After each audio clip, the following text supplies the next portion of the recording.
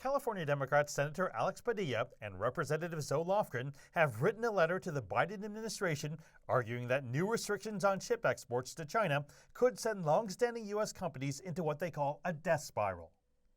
A Reuters report said the U.S. Commerce Department plans to expand U.S. powers to stop exports of semiconductor manufacturing equipment from foreign countries to Chinese chip makers. But that new rule would also exempt such countries as Japan, South Korea, and the Netherlands. If you only require sanctions on the U.S. company side without the global markets on the same page, then the U.S. company will take the most hit.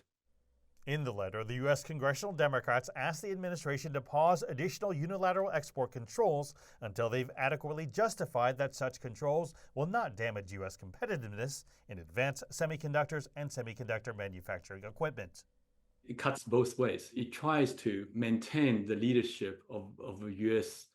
Tech companies in terms of a tech rivalry, but at the same time, the U.S. tech companies are losing tremendous amount of revenue because they cannot sell to the largest chip importer in the world.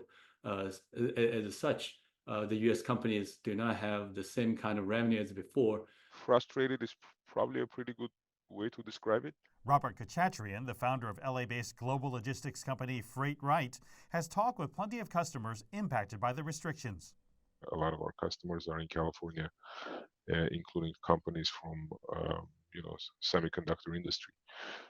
So it definitely raises the compliance cost for everyone.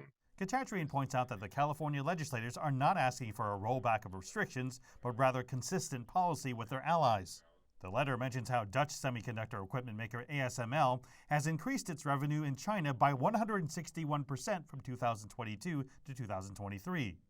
It also says prior to 2022, California-based Lam Research had a monopoly on the memory chip etching machine market until Tokyo Electron replaced their presence in the Chinese market.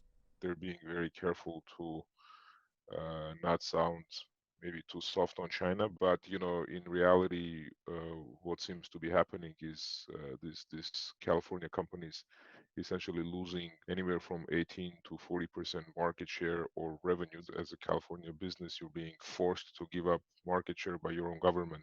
The letter urges the Biden administration to use all forms of leverage to bring allies along in aligning export controls. They also say new rules will have questionable national security benefits. Mark New, CGTN, Palo Alto, California.